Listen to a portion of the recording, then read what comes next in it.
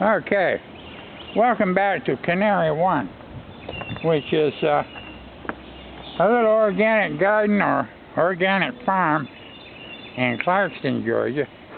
1.5 acres, divided by a little creek that runs through it. And it divides the property into city side over here, where we have all the city services: electricity, water, gas, sewage, mail delivery, trash pickup. It's part of the built environment. It requires all these services to survive. Without all these services, this old homestead is useless. About like a cell phone without cell phone service. On this side now, nature side. This is totally off-grid. There's no electricity up there, nothing.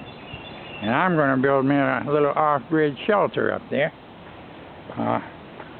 Little natural environment, natural shelter for a natural environment.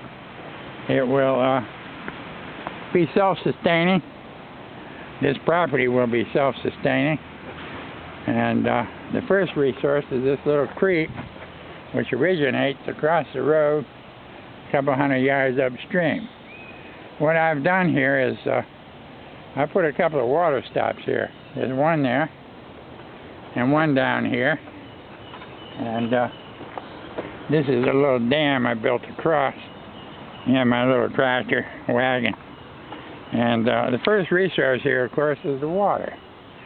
Water is the most vital of resources.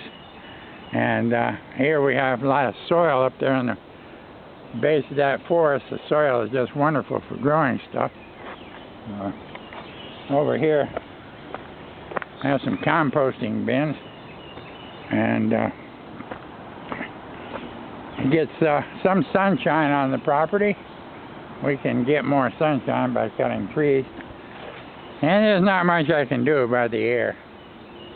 But so anyhow, the most vital resource is water, and I got this little pump. Now, I can pump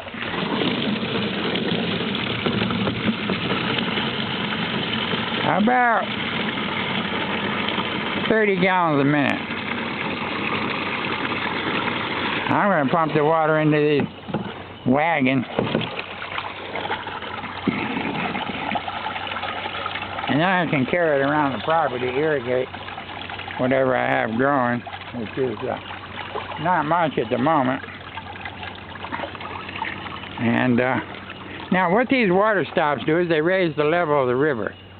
Besides water, river washes down a lot of material. Moving water moves mountains and materials, and it dumps it in different places. River sorts materials.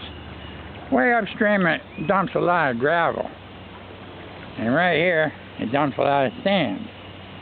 And I can use this sand in mortar, mixing mortar, to for masonry construction. I use that gravel up there for road building, and Bring the ball, Ranger. And I put these little water stops. They're not dams because they won't hold water. As the water rises up, it'll just knock the blocks over. So they're just little temporary water stops. And what they do is they create fill and flush basins.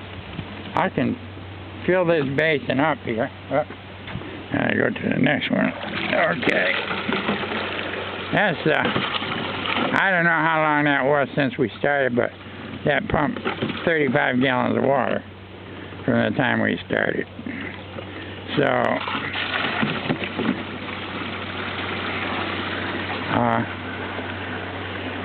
I can fill these basins up and make kind of a little canal. I got a little barge over there, that black mortar tub. It's about 2 feet wide, 3 feet long, and about a foot deep. And I can use that as a barge to float it up and down this little creek here. And I can bring that gravel downstream, or I can to where I can load it in my little wagon. But, so that's how I've set this up. And also, I set it up, I'm trying to get the, upstream is pretty rough, as you can see. It's been overgrown a lot of years, and I want to clean it out so the river runs through here. I don't want the river to back up and flood my house. I want the river to run through. So that's about where it's at for now. That guy's filled. And I'll talk to you next time.